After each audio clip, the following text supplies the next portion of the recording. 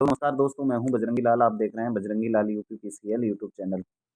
तो जैसा कि आप सभी जानते हैं, मेरा जो चैनल है वो विद्युत विभाग से संबंधित जो आईटीआई टीजी 2 की परीक्षा है, टीजी 2 का जो पद है उसके लिए तैयारी मैं स्वयं आपके साथ करता हूं और कराता भी हूं। अभी मैं वर्तमान में एक टीजी 2 हूं, ये भी आपको पता है। तो आज से मैं एक नई सीरीज प्रारंभ कर रहा हूं।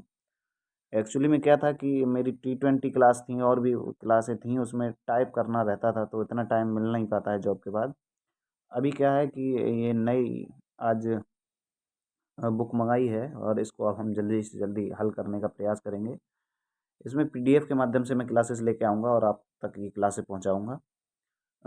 पिंडेल पब्लिकेशन जो इंजीनियर महेंद्र नाथ पांडे सर हैं, पिंडेल सर हैं, वो जोधपुर वाले, उनकी किताब है। और इस किताब को हालांकि वो भी हल करा रहे हैं, अ, तो वो एक दिन में 30 क्वेश्चन कराते हैं, ये पता है आपको। और मैं प्रयास करूंगा कि एक वीडियो में एक चैप्टर हल हो। तो आज से हम प्रारंभ करते हैं कि ये किताब को हम पीडीएफ के माध्यम से हल करेंगे। और आप मुझे ये ज़रूर बता दीजिएगा कि ये क्लास चलानी है या नहीं चलानी है, आप देखेंगे या नहीं देखेंगे। अगर आपको पसंद होगी क्लास तो पहली आज ये क्लास है, आप मुझे ज़रूर बता दीजिएगा। उसके बाद ही मैं आगे मेहनत करूँगा। क्या फ़ायदा आपको ये क्लास पसंद ना हो, आप नहीं देखें तो मेरी मेहनत निरर्थक बेकार जाएगी। तो इसलिए आप कमेंट बॉक्स में कमेंट करके ज़रूर बता दीजिएगा कि ये क्लास चलानी है। बाकी मैं आप देखेंगे क्लास देखने के अंत में कि हाँ, कम समय में हमने ज़्यादा क्वेश्चन कर लिए और एक स्पीड के साथ क्वेश्चन करेंगे। मैं लाइक शेयर सब्सक्राइब के लिए कभी नहीं बोलता हूँ और अभी भी नहीं बोलूँगा। मेरा मेन उद्देश्य है कि मैं जिस क्षेत्र से निकला हूँ, जिस लेवल से निकल के यहाँ गवर्नमेंट जॉब ली है, मैं सोचता हूँ कि मेरे बाकी जो साथी हैं वो भी यहाँ तक पहुँचें। तो चलो प्रारंभ करते हैं आज से। आवेश एवं स्थिर वैद्युतिकी इसका पहला चैप्टर है और पहला ही चैप्टर हम प्रारंभ कर रहे हैं। आवेश एवं स्थिर वैद्युतिकी, charge and electric static electricity. तो अब हम इसको जूम ज़्यादा कर लेते हैं और शुरू करते हैं, ठीक है। हाँ, स्थिर वैद्युत चार्ज वाले क्षेत्र में होता है, क्या होता है स्थिर वैद्युत चार्ज वाले क्षेत्र में क्या होता है, ये आपको बताना है। विकल्प ए है विद्युत और चुंबकीय क्षेत्र, विद्युत क्षेत्र, चुंबकीय क्षेत्र या फिर गामा क्षेत्र। तो बताना है आपको। तो देखो, जहाँ स्थिर वैद्युत क्षेत्र की बात की जाए, जहाँ स्थिर वैद्युत क्षेत्र की बात की जाए वहाँ पर होता है विद्युत क्षेत्र, ठीक है। और गतिज वैद्युत क्षेत्र की बात होगी, वहाँ पे विद्युत और चुंबकीय दोनों क्षेत्र होंगे। तो इस पहले नंबर प्रश्न का आंसर बी हो जाएगा, विकल्प नंबर बी विद्युत क्षेत्र। अगले प्रश्न की ओर चलते हैं। धनात्मक विद्युत से आवेशित होने वाले आयनों को क्या कहते हैं? धनात्मक विद्युत से आवेशित होने वाले आयनों को क्या कहते हैं? टेक्निकल हेल्पर में क्वेश्चन पूछा गया है। तो देखो, जो धनात्मक विद्युत की बात हो रही है तो धनात्मक विद्युत से आवेशित होने वाले आयन कहलाते हैं धनायन। कौन से आयन? धनायन। और अगर इसमें ये पूछ लिया जाता कि ऋणात्मक विद्युत से होने आवेशित होने वाले आयनों को क्या कहते हैं, तो उनको हम ऋणायन कहेंगे। बहरहाल इस प्रश्न का सही आंसर है धनायन। धनात्मक विद्युत विद्युत से पूछा गया है तो धनायन, ठीक है। अगला प्रश्न देखते हैं, तीसरा। इसका डिटेल में यहाँ लिखा हुआ है, धनात्मक विद्युत से आवेशित होने वाले आयनों को धनायन कहते हैं और ऋणात्मक विद्युत से आवेशित होने वाले आयनों को ऋणायन कहते हैं। एवं आवेश रहित आयनों को क्या कहते हैं? उदासीन। जहाँ कोई आवेश नहीं है होता, वहाँ क्या कहा जाता है? उदासीन। हाथ से हाथ में प्रवाहित होने वाला करंट क्या कहलाता है? तो हाथ से हाथ में प्रवाहित होने वाला करंट कहलाता है स्पर्श विभव। क्या कहलाता है? स्पर्श विभव। देखो, बाकी सारे हाथ से हाथ में प्रवाहित होने वाला ये भी डिटेल में बता देते हैं। हाथ से हाथ में प्रवाहित होने वाला करंट स्पर्श विभव या स्पर्श करंट कहलाता है।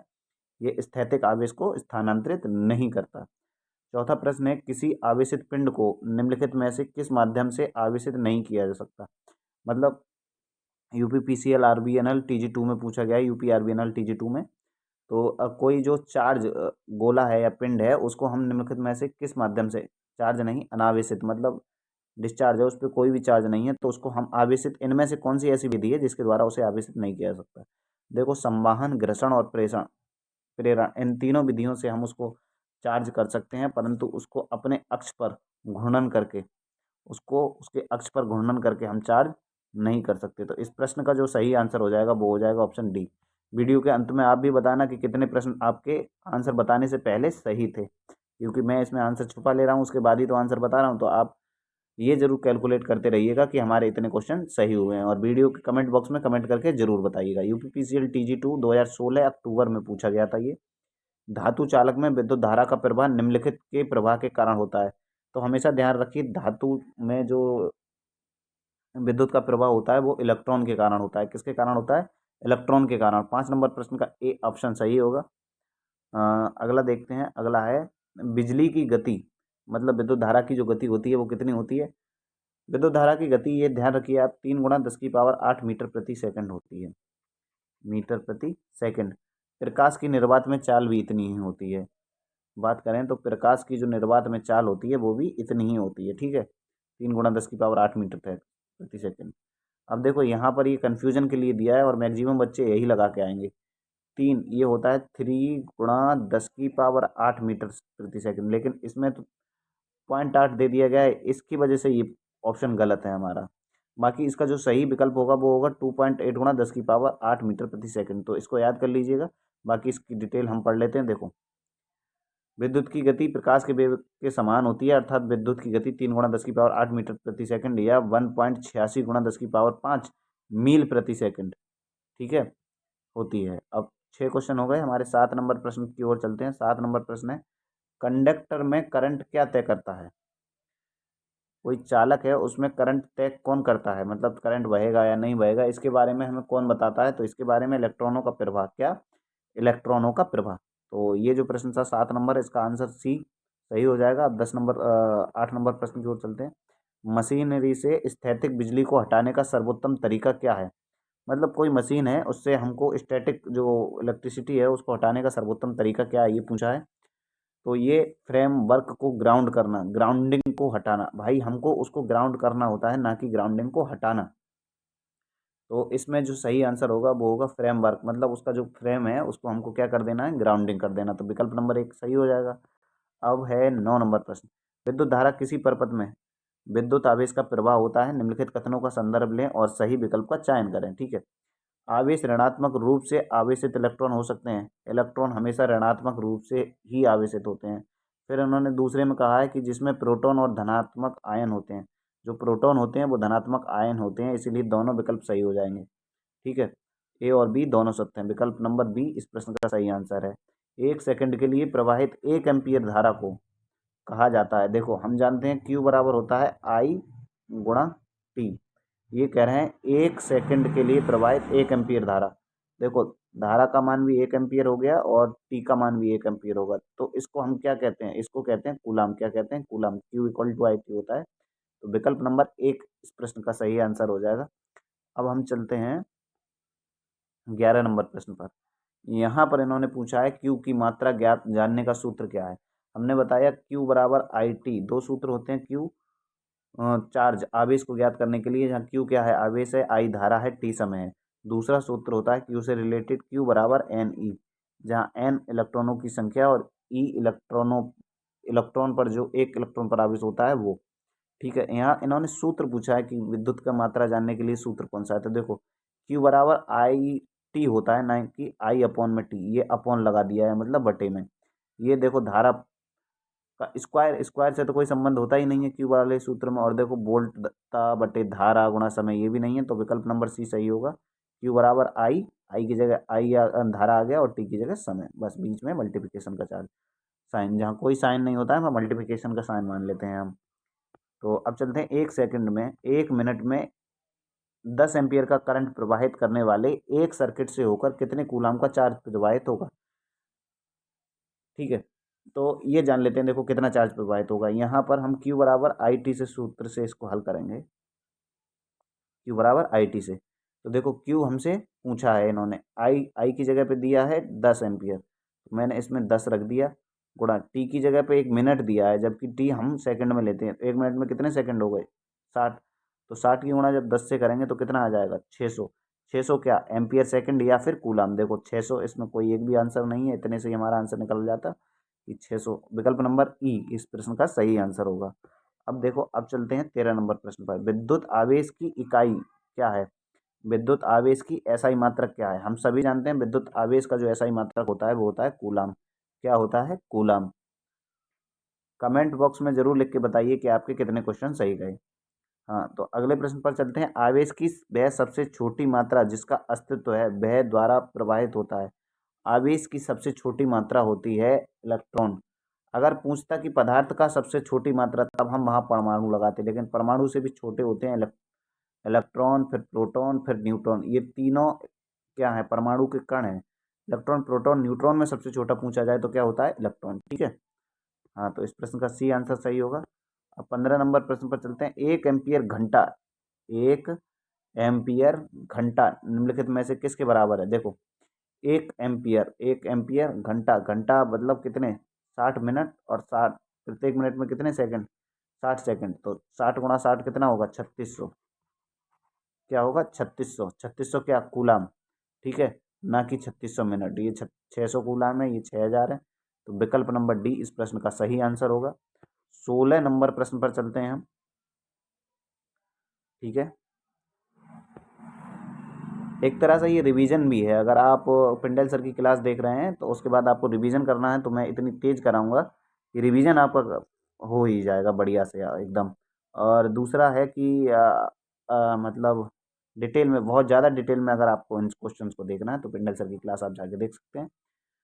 और अगर आप दोबारा तिबारा रिवाइज कर रहे हैं तो यहाँ से काम चला सकते हैं अपना अपना। वैसे मैं भी अपना फुल प्रयास में हूँ कि आपको ज़्यादा से ज़्यादा फायदा हो। 660 जूल कार्य करने के लिए, दिख गया होगा आपको आंसर कौन सा है। 660 जूल कार्य करने के लिए 110 वोल्ट के विभवांतर वाली बैटरी द्वारा कितना चार्ज दिया जाएगा? देखो, बी बराबर W/Q, एक एक सूत्र होता है ये। बी यहाँ पर क्या है? बी बराबर W/Q। वैसे भी विभव की जो परिभाषा होती है कि किसी इकाई आवेश को अनंत से विद्युत क्षेत्र में लाने के लिए किया गया कार्य क्या कहलाता है? वोल्टेज कहलाता है या विभव कहलाता है? वोल्टेज हमको ज्ञात करना है यहाँ, मतलब वोल्टेज हमको नहीं ज्ञात करना है, यहाँ हमको ज्ञात करना है क्यू। क्यू ज्ञात करना है। तो यही सूत्र ऐसे तब्दील हो जाएगा, क्यू बराबर W/B। डब्लू की जगह पे कितना रखना है? 660। 660 रख दिया। अच्छा, अब बी की जगह पे कितना वोल्टेज दिया? 110। 110 से हम 660 को काटेंगे तो कितना बार जाएगा? 6 बार। 6 इनमें से कौन सा आंसर है? विकल्प नंबर बी। तो विकल्प नंबर बी इसका सही आंसर हो जाएगा। चलते हैं 17 नंबर प्रश्न पर। बाकी डिटेल में आपको यहाँ समझाया गया है, जैसे हमने समझाया वैसे फिर समझ लीजिए। बी बराबर होता है W/Q। ठीक है, तो वोल्टेज का दूसरा मात्रक याद कर लीजिएगा, जूल प्रति कूलाम। इसके अतिरिक्त वोल्टेज, अब हम ज्ञात क्या कर रहे हैं? इसमें हमको क्यू ज्ञात करना है, तो क्यू बराबर हो जाएगा W/P। इसी सूत्र में W/B। डब्लू की जगह हमने 660 रखा, बी की जगह 110 रखा। आराम से समझिए, 110 से जब आप 660 को काटेंगे तो कितना आएगा? 6। 6 ही इस प्रश्न का कूलाम, 6 कूलाम इस प्रश्न का सही आंसर था। प्रेरण द्वारा आवेशन में आवेशित निकाय, द्वारा जो आवेशित निकाय होता है आवेशन में, वो क्या करता है कि आवेश के कण खो जाते हैं, का पूरा आवेश खो देता है, कोई आवेश नहीं खोता, आपका आंशिक आवेश प्राप्त करता है, ठंडा हो जाता है। भैया, प्रेरण द्वारा आवेशन में आवेश क्या करता है? अपना कोई भी आवेश नहीं खोता है। विकल्प हो जाएगा सी इस प्रश्न का सही आंसर। 17 नंबर प्रश्न का। स्थैतिक बिजली का उत्पादन किस कारण से होता है? स्थैतिक बिजली जो होती है किससे उत्पादित होती है? प्रकाश से, ऊष्मा से, आवाज से, चुंबकत्व से, घर्षण से। स्थैतिक विद्युत हमेशा उत्पन्न होती है घर्षण से। कई बार क्या होता है कि जब हमको बहुत ज़्यादा ठंड लग रही होती है जाड़ों के दिनों में, तो एक तरह से स्थैतिक विद्युत या हीट ही उत्पन्न करते हैं अपने दोनों हाथों को रगड़कर। और बचपन में आपने किया होगा कि कंघे को, जो कंघा होता है, कंघा बनाने का प्रयास कर रहा हूँ, कंघे को तीली सर से रगड़ के उसके बाद कागज उठाते हैं, तो वहाँ भी स्थैतिक विद्युत ही जनरेट होती है। ठीक है, तो इस प्रश्न का आंसर हो गया 18 नंबर का डी। अब चलते हैं 19 नंबर। कांच की छड़ को जब सिल्क के कपड़े से रगड़ा जाता है तब एक किस्म की विद्युत उत्पन्न होती है। ये कौन सी विद्युत उत्पन्न होती है? अभी इससे पहले वाले प्रश्न में बताया था, स्थैतिक विद्युत। स्थैतिक विद्युत को ऐसी विद्युत होती है जो एक स्थान पर ही रहती है, इसका हम दैनिक यूज में कभी भी प्रयोग नहीं कर सकते। गतिज विद्युत, नाम से ही जैसा लग रहा है, जो विद्युत एक स्थान से दूसरे स्थान तक गति कर सके उसको हम गतिज विद्युत कहते हैं। अच्छा, 20 नंबर प्रश्न। अगर एक कांच की छड़ को रेशम के कपड़े से के टुकड़े को, देखो एक कांच की छड़ और रेशम के कपड़े के टुकड़े को एक साथ रगड़ा जाता है तो कांच की छड़ को रेशम के कपड़े में हस्तांतरित क्या करती है। देखो हमने पहले भी आपको बताया है और सारी क्लासों में कि हमेशा इलेक्ट्रॉनों का आदान प्रदान होता है। बस यही लाइन इसका आंसर है। कोई भी वस्तु अगर किसी भी वस्तु को अपना देगी तो इलेक्ट्रॉन देगी और त्यागेगी तो इलेक्ट्रॉन त्यागेगी। इस प्रश्न का जो सही आंसर है वो हो जाएगा विकल्प नंबर बी। अगला प्रश्न देखते हैं। अगला प्रश्न क्या है। अगला प्रश्न है, कितने नंबर प्रश्न है, 21 नंबर प्रश्न। जल्दी जल्दी करने का प्रयास करते हैं। वोल्टता बी से आवेशित एक खोखले गोले के अंदर का विभव, खोखले गोले के अंदर का विभव कितना होता है, 0। ठीक है। अगला देखते हैं 22 नंबर प्रश्न। अगर 2q और 5 - 5 चार्ज वाले दो चार्ज किए गए पिंडों को संपर्क में लाया जाता है तो कुल चार्ज कितना होगा। तो q बराबर होता है Q1 plus Q2 plus Q3 ऐसे करके एंड सो ऑन। तो यहाँ पर हम क्या करते हैं, इनको जोड़ लेते हैं। देखो प्लस का 2 है तो 2 प्लस माइनस का कितना है 5q, चार्ज जोड़ना ही है। अगर आपने गणित थोड़ी भी पढ़ी होगी तो प्लस माइनस की जब मल्टीप्लाई होती है तो माइनस आता है। 2 माइनस 5, तो 2 में से 5 जाएगा नहीं तो 5 में से 2 जाएगा तो कितना बचेगा 3, लेकिन बचेगा किसका, माइनस का। तो इस प्रश्न का जो सही आंसर हो जाएगा वो हो जाएगा विकल्प नंबर डी, -3q। ठीक है। एक कूलाम के बराबर होता है, भैया याद कर लीजिए, कोई रॉकेट साइंस नहीं है, कुछ नहीं है, एग्जाम पास करना है तो याद तो करना पड़ेगा। एक कूलाम आवेश जो होता है 6.025 गुणा 10 की पावर 18 इलेक्ट्रॉनों के बराबर होता है। बाकी सभी भ्रमित करने वाले ऑप्शन है। देखो आगे की संख्या सब में समान लग रही है, सब में पांचों में, और जो पीछे का है बस वही बदला हुआ है। यहाँ 10 की पावर 12 है, यहाँ 10 की पावर 15 है, 10 की पावर 25 है और यहाँ 10 की पावर 10 है। जबकि हमको याद करना है 6.25 गुणा 10 की पावर 18 इलेक्ट्रॉन। तो विकल्प नंबर डी 23 नंबर प्रश्न का सही आंसर हो जाएगा। अगर आपने ये देखना है कि हमने ये आया कैसे, तो इसको आप क्यू बराबर एन ई, एक सूत्र होते हैं क्यू बराबर आई टी और क्यू बराबर एन ई। तो क्यू क्यू बराबर है तो आई टी बराबर एन ई, इनको हम बराबर रख देते हैं। फिर इसको जब हल करते हैं एन यहाँ से निकालेंगे तो इस प्रकार ऐसे ही आएगा। ठीक है। अगर इसका डिटेल सॉल्यूशन देखना है तो पिंडल सर की क्लास में देख लीजिए, नहीं देखना है पिंडल सर की क्लास में तो हम इसका शॉर्ट वीडियो बना के चैनल पर अपलोड कर देंगे कल। यदि एक कॉपर वायर में 5 एम्पीयर की धारा प्रवाहित होती है तो 1 सेकंड में वायर के अनुप्रस्थ कास्ट से कितने इलेक्ट्रॉन गुजरेंगे। बढ़िया प्रश्न है। 24 नंबर प्रश्न बताइए। एक कॉपर वायर है, देखो हमने अभी बताया था कि Q बराबर आई टी एक सूत्र होता है, एक सूत्र होता है Q बराबर आई टी, इसके अतिरिक्त एक सूत्र होता है Q बराबर एन ई। इन दोनों सूत्रों का प्रयोग लगेगा इसमें। तो क्या करेंगे, एन ई बराबर आई टी यहाँ पे रखेंगे। हमको निकालना क्या है, एन निकालना है, कितने इलेक्ट्रॉन गुजरेंगे। तो एन बराबर क्या हो जाएगा, आई टी अपॉन ई। आई का मान कितना दिया है 5, टी का मान कितना दिया है 1 और ई का मान 1.6 गुणा 10 की पावर -19। मल्टीप्लाई जब आप करेंगे तो इसका आएगा 31.2 गुणा 10 की पावर 18 इलेक्ट्रॉन। ठीक है। अगले प्रश्न की ओर चलते हैं। प्रश्न है, हाँ प्रश्न है 25 नंबर। यदि दो समान आवेशों की दूरी दोगुनी हो जाए तो दोनों आवेशों के मध्य लगने वाले बल कितने गुना हो जाता है। यदि दो आवेश, हमने बताया कि एक सूत्र होता है F बराबर Q1 Q2 upon are square. अब यहाँ आर जो की है दूरी है, दूरी का संबंध लगने वाले बल से कैसे है, व्युत्क्रमानुपाती है। मतलब अगर आप इसको बढ़ाओगे तो ये घटेगा, और घटेगा भी कैसे, ये स्क्वायर में है। ठीक है।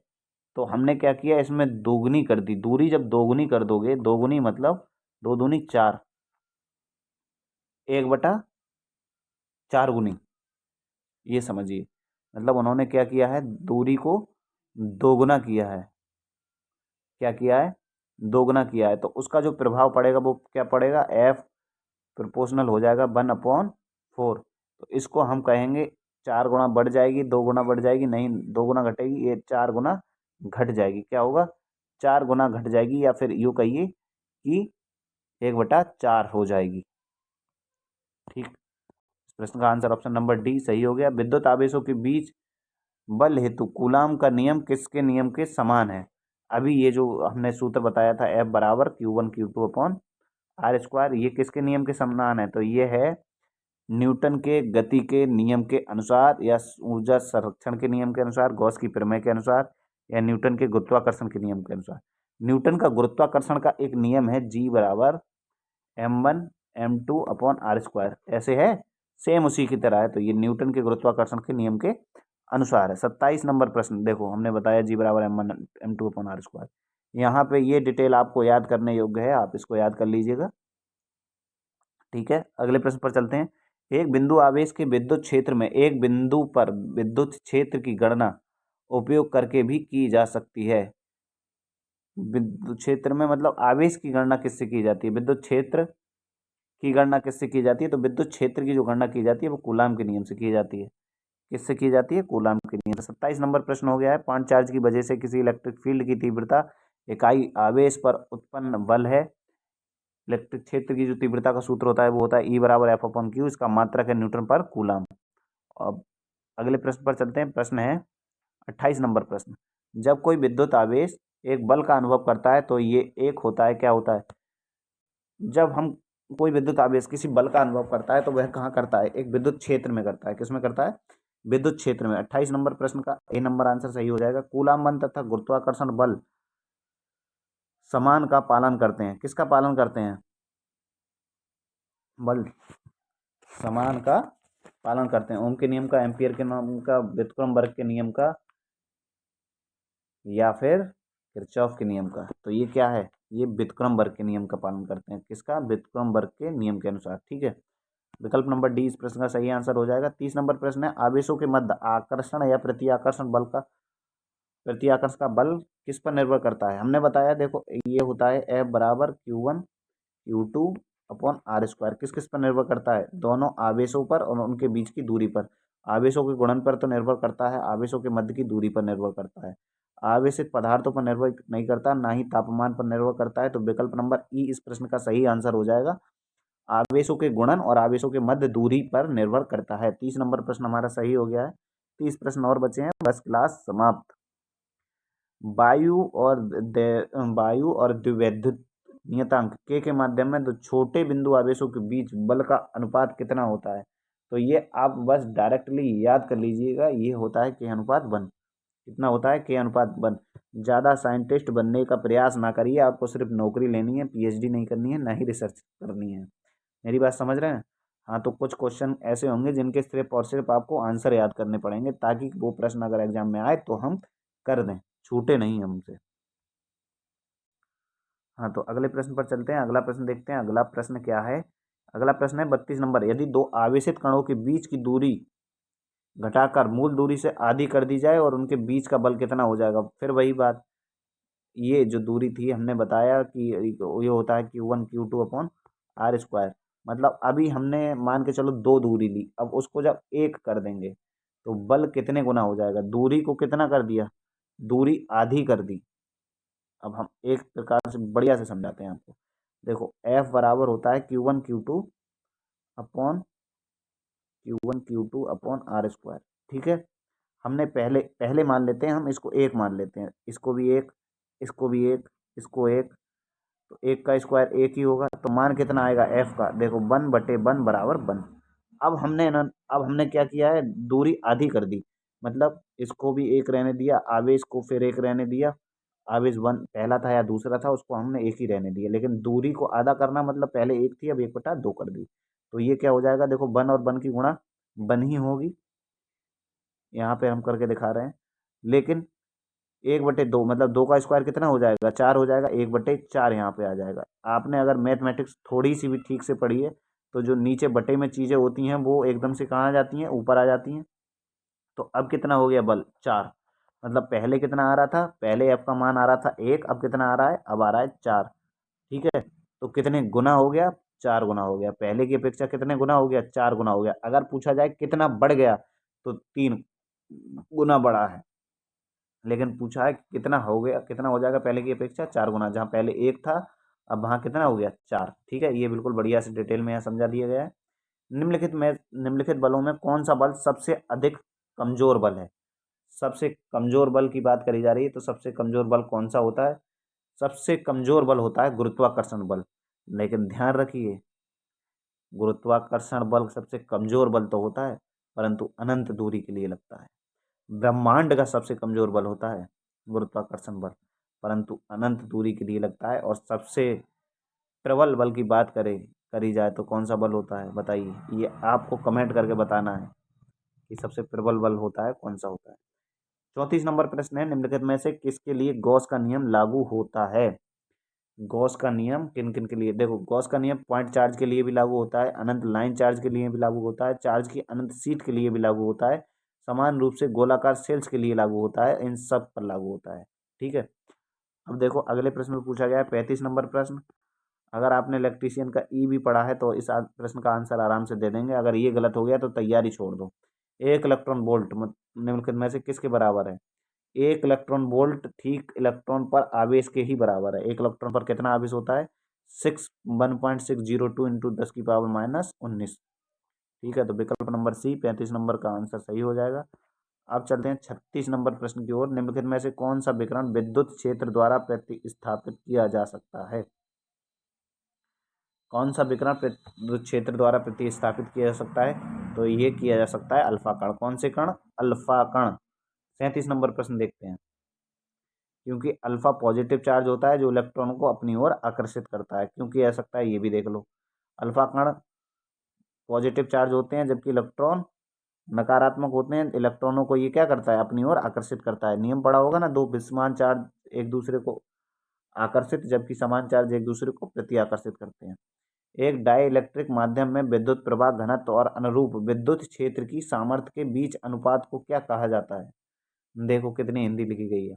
एक डाइइलेक्ट्रिक माध्यम में विद्युत प्रवाह घनत्व और अनुरूप विद्युत क्षेत्र की सामर्थ्य के बीच के अनुपात को क्या कहा जाता है, तो ये हम कहते हैं निरपेक्ष विद्युतशीलता। क्या कहा जाता है, निरपेक्ष विद्युतशीलता। 38 नंबर प्रश्न, एक वस्तु की प्रति इकाई लंबाई पर कुल आवेश क्या होता है। यदि कोई एक वस्तु है और उसकी प्रति इकाई लंबाई पर जो आवेश पड़ता है उसको कहते हैं रैखिक आवेश घनत्व। क्या कहते हैं, रैखिक आवेश घनत्व। अगला है आवेश की विद्युत क्षेत्र प्रबलता। आवेश की जो विद्युत क्षेत्र प्रबलता होती है वो क्या होती है, तो दूरी के वर्ग के साथ घटती है। क्या होती है, दूरी के वर्ग के साथ घटती है, क्योंकि इसका सूत्र ही होता है E बराबर के Q1/r²। तो जैसे जैसे दूरी का बढ़ेगी वैसे ये क्या होगी, ये घटती चली जाएगी, क्योंकि इन दोनों में क्या है, व्युत्क्रमानुपाती का संबंध है। बाकी डिटेल में यहाँ समझ लीजिए इसको। वायु में रखे एक दूसरे 30 सेंटीमीटर पर रखे दो छोटे अनावेशित गोलों पर क्रमशः इतना और इतना आवेश है, उनके बीच बल कितना होगा। देखो दूरी यहाँ पे दे दी 30 सेंटीमीटर। हमने बताया अभी इस क्लास में तो यही सूत्र चला है, F बराबर Q1/Q2/r²। तो देखो Q1 का मान दे दिया ये, Q2 का मान है ये, और बीच की दूरी है 30।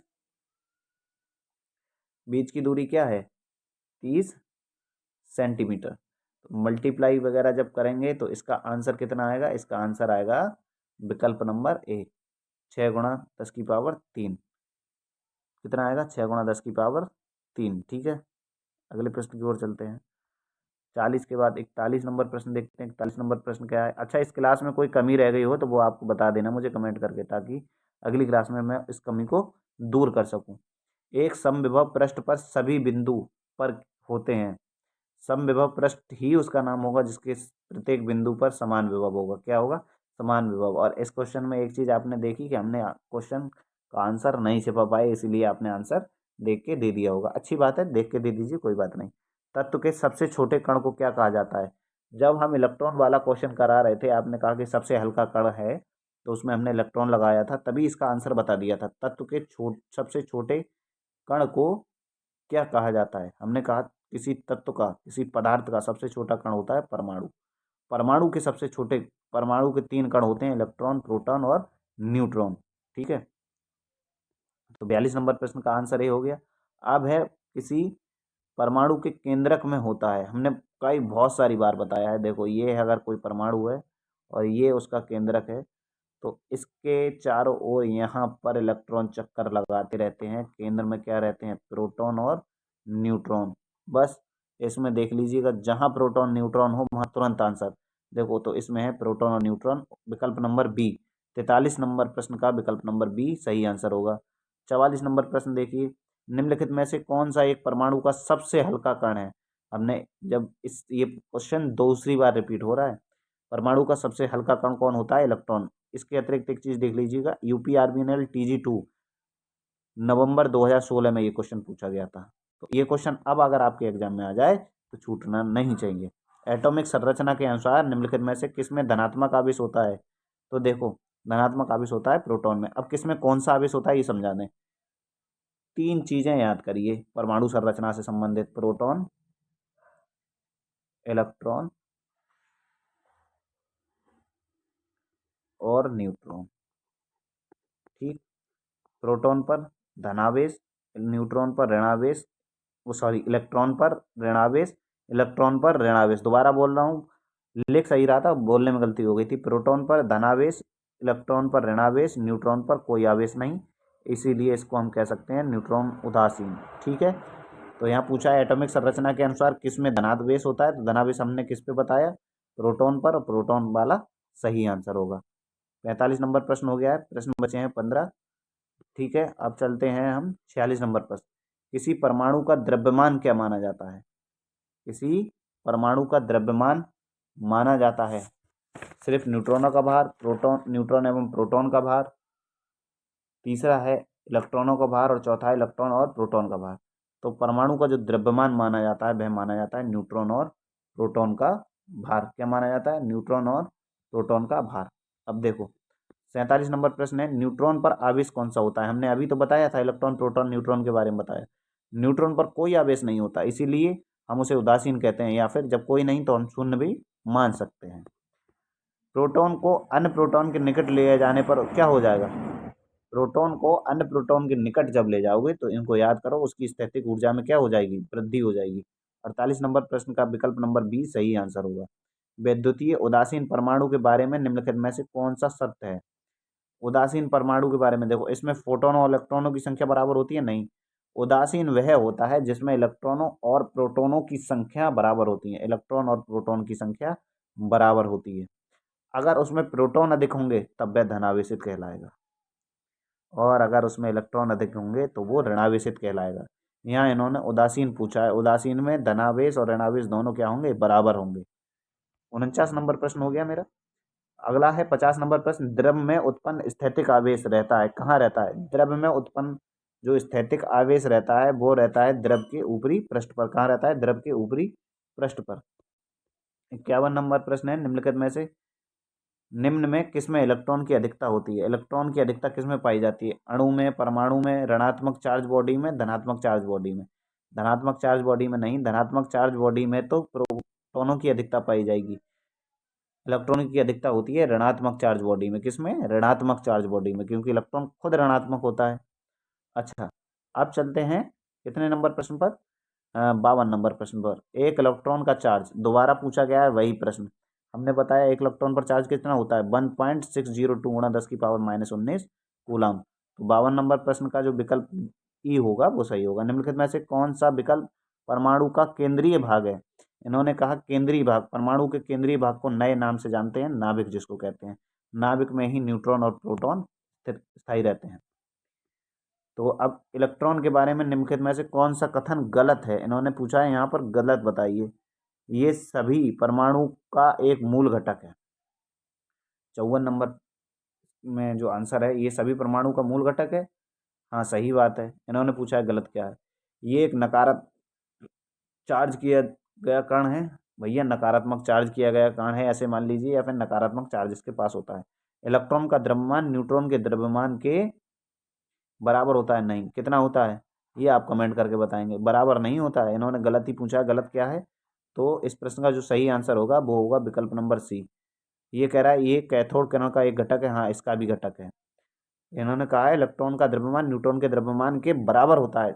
बराबर नहीं होता है, 1/, इतना मैं आपको मदद कर दे रहा हूँ आपकी विकल्प बताने में। 1/, कुछ होता है। अब वो आपको बताना है कितना होता है। देखते हैं कितने भाई हमारे कमेंट बॉक्स में कमेंट करके बताते हैं। यदि यदि परमाणुओं में समान विद्युत ऋणात्मकता, इलेक्ट्रॉन के लिए समान बाध्यता है, तो निम्नलिखित में से किस प्रकार के आबंध की सबसे अधिक संभावना है? क्वेश्चन समझ में नहीं आ रहा, दोबारा पढ़ो। कहा गया है कि यदि परमाणु में समान विद्युत ऋणात्मकता इलेक्ट्रॉनों के लिए समान बंधुता है तो निम्नलिखित में से किस प्रकार के आबंध की समान अधिक संभावना है। मतलब अगर हमने अपने केमिस्ट्री में पढ़ा होगा, इंटर में केमिस्ट्री है, मतलब अगर सेम सेम बॉन्डिंग हो रही है तो उसको क्या कहते हैं, सहसंयोजक बंध कहते हैं। क्या कहते हैं, सहसंयोजक बंध। 55 नंबर प्रश्न का आंसर हो जाएगा विकल्प नंबर डी। देखो यहाँ पे इसको डिटेल में पढ़ लो, चलो हम बता ही देते हैं। सहसंयोजी आबंध परमाणु के समान बराबर इलेक्ट्रॉनों के भाग लेने पर बनता है। इस प्रकार के बंध में भाग लेने वाले इलेक्ट्रॉन के युग्म को आबंध युग्म कहा जाता है। अर्धचालक पदार्थों में सामान्यतः सहसंयोजक आबंध ही बनते हैं या होते हैं। तो ये ध्यान रखिए, अर्धचालक पदार्थ कौन से आबंध बनाते हैं, कौन से बॉन्ड बनाते हैं, तो ये बनाते हैं कोवैलेंट बॉन्ड या फिर सहसंयोजी बंध। ठीक है, अगला प्रश्न देखते हैं। प्रश्न नंबर कितना है, प्रश्न नंबर 56। आधुनिक इलेक्ट्रॉन के सिद्धांत के अनुसार एक परमाणु प्रोटॉन, न्यूट्रॉन और इलेक्ट्रॉन से बना होता है। तीन तत्वों में से खाली स्थान को निरावेशी माना गया है, यानी इसमें कोई आवेश नहीं होता। हमने बताया इलेक्ट्रॉन, प्रोटॉन, न्यूट्रॉन। इलेक्ट्रॉन पर धनावेश नहीं, ऋणावेश। गलत मत बताना। इलेक्ट्रॉन पर ऋणावेश, प्रोटॉन पर धनावेश और न्यूट्रॉन पर कोई आवेश नहीं। इन्होंने कहा है जिस पर कोई आवेश नहीं होता उसको क्या कहते हैं, तो उसको कहते हैं न्यूट्रॉन। 56 नंबर प्रश्न का विकल्प नंबर ए सही आंसर होगा। अगला प्रश्न, परमाणु में इलेक्ट्रॉन तथा प्रोटॉनों की संख्या। परमाणु में इलेक्ट्रॉन तथा प्रोटॉनों की संख्या क्या होती है, बराबर होती है। क्या होती है, बराबर। क्वेश्चन में थोड़ा सा अपडेट करना होगा इनको, यहाँ पर लिखना होता था कि उदासीन परमाणु में इलेक्ट्रॉन तथा प्रोटॉन की संख्या कैसी होती है, बराबर होती है। चार्ज होता आवेशित परमाणु में तो वहां पर बराबर नहीं होती। ठीक है, अब हम चलते हैं 58 नंबर प्रश्न की ओर। 58 नंबर प्रश्न है, किसी भी परमाणु के सेल में मौजूद इलेक्ट्रॉनों की संख्या कितनी होती है। तो ये देखो, याद कर लो, के एल एम एन। के में कितने होते हैं, एल में कितने होते हैं, एम में कितने होते हैं और एन। तो के में होते हैं 2, एल में होते हैं 8, एम में होते हैं 18 और एन में होते हैं 32। के में पूछा गया कितने होते हैं, तो 2। बस ये ऐसे ही याद कर लो, ज़्यादा सूत्र वूत्र इसमें याद करने की जरूरत ना है। के एल एम एन 2, 8, 18, 32 ऐसे करके याद कर लेने हैं। ठीक है, किसी भी कक्षा में पूछे जा सकते हैं, आप आराम से बता देंगे। सूत्र याद करना है तो यहाँ से देख के याद कर सकते हो, डिटेल पूरा फुल। ठीक, अब देखो 59 नंबर प्रश्न है, एक परमाणु की प्रत्येक कक्षा में अनुमन्त इलेक्ट्रॉनों की अधिकतम संख्या कितनी होती है, जहाँ एन संक्रमित एन क्रमांकित कक्षा है। तो इसके लिए एक सूत्र होता है 2n², जो इससे पहले वाले प्रश्न में बताया गया, उसी से ये 2, 8, 18, 32 निकल के आए हैं। 60 नंबर प्रश्न है, आधुनिक आवर्त सारणी में क्षैतिज पंक्तियों को क्या कहा जाता है। क्षैतिज क्षैतिज पंक्तियों को क्या कहा जाता है आधुनिक आवर्त सारणी में। भैया प्रश्न पता है कहाँ से है, प्रश्न केमिस्ट्री से है, लेकिन इलेक्ट्रीशियन में रहा है, ये ध्यान रखो। हरियाणा एएलएम में पूछा गया है ये प्रश्न। उनको क्या कहते हैं, आवर्त कहते हैं। आधुनिक आवर्त सारणी में क्षैतिज जो पंक्ति होती है उनको क्या कहते हैं, आवर्त कहते हैं। ठीक है, अगले प्रश्न पर चलते हैं। अगला प्रश्न है ये, एल्युमिनियम परमाणु में कितने संयोजकता इलेक्ट्रॉन होते हैं। देखो, एल्युमिनियम का जो परमाणु क्रमांक है वो होता है 11। तो 11 को जब हम इसका इलेक्ट्रॉनिक विन्यास करेंगे तो आएगा 2, 8, 8 और 2 10 और 1 1, 10 और 1 18, सॉरी 11 नहीं 13 होता है, एल्युमिनियम का होता है 13। तो कितना आएंगे, 2, 8 और 3। तो जो अंतिम कक्षा में उपस्थित इलेक्ट्रॉन होते हैं वही उसके संयोजकता इलेक्ट्रॉन होते हैं। तो उनको कितने हैं इसमें, 3। लास्ट में कितने हैं, 3। तो 3 इस प्रश्न का सही आंसर होगा। हाँ, तो देखो इसमें बताया भी गया है कि इसका जो परमाणु क्रमांक होता है वो कितना होता है, 13। यूरेनियम का परमाणु क्रमांक कितना होता है, यूरेनियम का परमाणु क्रमांक याद कर लीजिएगा, इसका होता है 92। कितना, 92। विकल्प नंबर बी सही होगा। दो धनात्मक आवेशों को परस्पर निकट रखे जाने पर वे एक दूसरे को क्या करेंगे, कूलाम का प्रथम नियम। दो आवेश, समान आवेश एक दूसरे को क्या करते हैं, प्रति आकर्षित। वही इसमें कहा है, धनात्मक आवेश है तो क्या करेंगे, एक दूसरे को प्रति आकर्षित। 63 नंबर प्रश्न का आंसर बी सही हो जाएगा। ऊंची इमारतों के नुकीले चालक लगाए जाते हैं ऊंची इमारतों में, क्यों। आपने देखा होगा कई बार, ग्रामीण क्षेत्रों के बच्चे रहे होंगे, भट्टा होता है, भट्टे की ये चुंगी होती है कुछ इस प्रकार से, इस पे ऊपर एक त्रिशूल वगैरह कुछ लगाया दिया जाता है, त्रिशूल की शेप में। ये हम कहते हैं ये शंकर जी का त्रिशूल है, ये उसका त्रिशूल है, ये वो। पूजा और मान्यता अपनी एक तरफ, लेकिन टेक्निकल ज्ञान हम बता दे रहे हैं। ये लगा होता है तड़ित रोधक जिसको बोलते हैं। मतलब कभी अगर आसमानी बिजली आती है तो इसके द्वारा वो क्या हो जाती है, ग्राउंड, क्या हो जाती है, ग्राउंड। तो इस प्रश्न का जो आंसर सही हो जाएगा वो हो जाएगा, मेघ से आवेशों को हटाकर पृथ्वी पर स्थानांतरित कर देते हैं। जो नुकीले चालक लगाए जाते हैं वो क्या करते हैं, मेघ से आवेशों को हटाकर पृथ्वी पर स्थानांतरित कर देते हैं। 65 नंबर प्रश्न है, निम्नलिखित में से कौन सा बलों की विद्युत रेखा का गुण नहीं है। बलों की विद्युत रेखा, देखो ये धनावेश से निकलकर ऋणावेश पे समाप्त होती है, सही बात है, ऋणावेश पर समाप्त हो जाती हैं, धनावेश से प्रारंभ होंगी, ऋणावेश पर समाप्त हो जाएंगी। बल रेखाएं समांतर होती हैं, ये भी सही है, लेकिन बल रेखाएं एक दूसरे को प्रतिक्षेपित नहीं करती हैं, हमेशा याद रखो। जैसे मैं एक उदाहरण दे रहा हूँ, ये चुंबकीय रेखाओं का उदाहरण है, ये एन से निकलेंगी एस पे जाएंगी, एन से निकलेंगी एस पे जाएंगी। ठीक उसी प्रकार बल रेखाएं क्या करती हैं, धनावेश से निकलती हैं और ऋणावेश की ओर, धनावेश से बाहर की ओर निकलेंगी और ऋणावेश की ओर प्रवेश करेंगी, ऐसे समाप्त होंगी, लेकिन कभी एक दूसरे को काटेंगी नहीं। इसमें पूछा गया है इनका गुण नहीं है, तो विकल्प नंबर डी।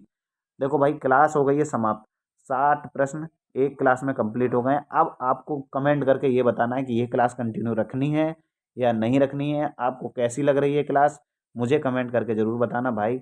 मेहनत कर रहा हूँ आपके लिए, आप मेरे साथ लगे रहिए, जल्दी किताब हम हल कर लेंगे। और देखना, एग्ज़ाम जिस दिन देने जाओगे उस दिन आपको ये किताब बहुत बहुत हेल्पफुल साबित होगी। तो अगर आपको क्लास पसंद आ रही तो सच में कह रहा हूँ भाई, ये विनती है आपसे, वैसे इतनी रिक्वेस्ट मैं करता नहीं हूँ, लाइक शेयर सब्सक्राइब के लिए मैं नहीं कह रहा हूँ, बस आप अपने कमेंट बॉक्स में ये बता दीजिए कितने आपके प्रश्न सही गए कितने गलत। इसके अतिरिक्त ये ज़रूर बताइएगा कि आपको क्लास कैसी लग रही है, ताकि मैं क्लास कंटिन्यू रख सकूँ इस फॉर्म में। भाई आपसे बहुत बहुत क्षमा मांगता हूँ, T20 सीरीज़ नहीं चल पाई क्योंकि मुझे उसमें क्वेश्चन टाइप करने होते थे, फिर रिकॉर्ड करने में टाइम लगता था, इसीलिए मुझ पे जॉब के अतिरिक्त इतना टाइम है नहीं। इसमें मैं PDF के माध्यम से आपको पूरी किताब करवा दूंगा अगर आप कहेंगे तब, लेकिन उसके लिए आज रिव्यू क्लास है, आपको पूरा बताना होगा। साथ साथ में अगर आप कहेंगे तो ये, और दूसरा हमारी परीक्षा मंथन कंप्यूटर की क्लासें आती रहती हैं, तो उसमें हमने 3 चैप्टर हल कर लिए हैं, अब चौथा चैप्टर जल्दी ही उसकी वीडियो आ जाएगी। इसमें हमने पहला चैप्टर हल कर लिया। अगर आपको पसंद आएगी वीडियो कमेंट बॉक्स में बता देना, तो इसका एक एपिसोड डेली आता रहेगा, मतलब एक क्लास डेली में एक चैप्टर कंप्लीट लाता रहूँगा। तो अगर आपको वीडियो पसंद आई है तब लाइक शेयर सब्सक्राइब जरूर कर देना, अपने साथियों के साथ इसको शेयर कर देना जो सच में UPPCL की तैयारी कर रहे हों। जो नहीं कर रहे हों उनके पास नहीं भेजना है, कोई ज़रूरत नहीं है, ठीक है, क्योंकि शिक्षा भी एक भूख के समान है, जिसको लग रही है भूख उसी तक पहुंचाना आवश्यक है। तो बाकी मिलते रहेंगे आपसे इसी प्रकार की और ज्ञानवर्धक वीडियो में। आज के लिए इतना ही काफ़ी था। जय हिंद, जय भारत।